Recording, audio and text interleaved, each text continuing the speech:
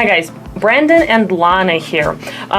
We are sharing our experiences with the transactions and kind of helping real estate professionals and consumers to kind of see behind the scenes and once again share our experiences.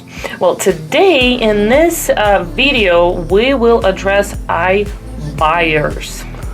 Yeah guys, so as you know, COVID has made a lot of changes, and for a while, the iBuyers kind of drifted off. They just kind of went away because they weren't able to make as much of a profit off of the sellers by leveraging them with their equity. So yeah, the uncertainty of all of that. Exactly, and something just came out actually today. I saw it on Investing that mentioned that this month was, or actually, sorry, August was the best month in 14 years for real estate sales. So guess who's back? A lot of the iBuyers. So iBuyers could mean Open Door, could mean Zillow, could mean We Buy Ugly Houses. There are a bunch of little ones, little mom and pop operations that are not identifying, where they make you feel like they're more one-on-one. But the reality is they are out for your equity. So pretty much any iBuyers, it's not, there is no human factor, the way I call it. It is not emotionally attached buyer to the house, which means the transaction will go exactly the same without any consideration for the seller. Yep, and so what they're trying to do is they're trying to cut out your representation on the listing side so that they can have control of the transaction without you represented. But the kicker is they'll still charge you even more than if you were to just use an agent in the first place, which at that point you'll probably yield a higher price point as it is. Correct. So on average, it's 6 to 8% of list price.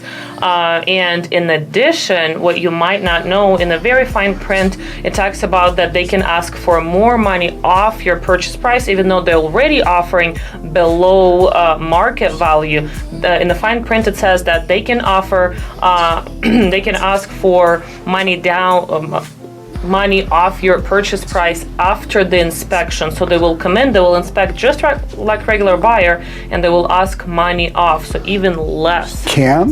They will. They will. And so that's the thing, is not only will they get you for a lower price, they will charge you more commission to do it as a fee. And then when it comes inspection time, they'll tell you things like if you have an offset in your driveway where it could be easily fixed with maybe mud jacking or some sort of leveling remedy, they tell you you need a whole new driveway. And instead of it being a $500 or $1,000 cost, you're really looking at somewhere around $10,000 to $12,000. And so they feel like they've got you even more.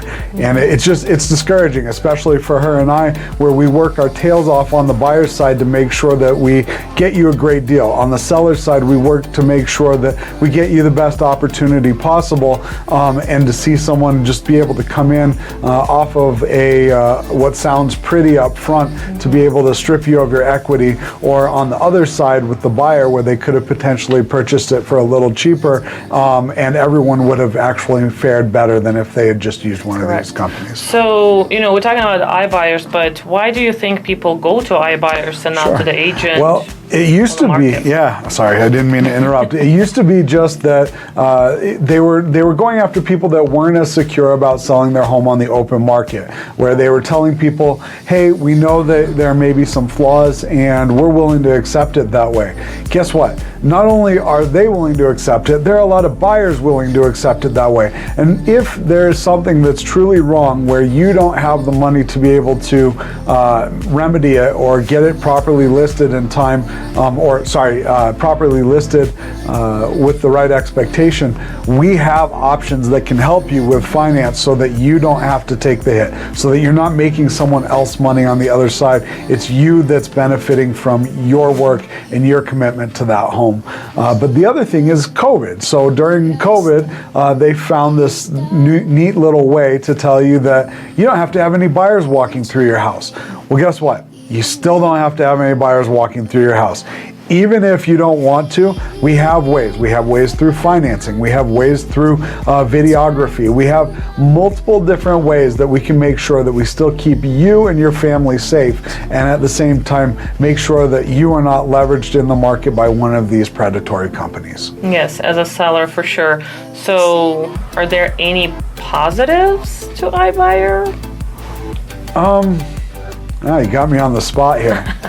Yeah, well, I was gonna say I can think of any, but I'm trying to work with, you know. I guess if you don't have the right representation for an agent on the listing side, then there could definitely be some benefit, because not all agents are created equal. However, for us, we have the tools, we have the skills, we have everything we need for you to be able to sell without having to worry about that aspect. But I guess you could say, yeah, if you're looking at some of those discount brokerages, or the people that are less experienced or don't have the tools or assets available to them, then I guess there's a benefit if you're not willing to go out there and interview the right agents.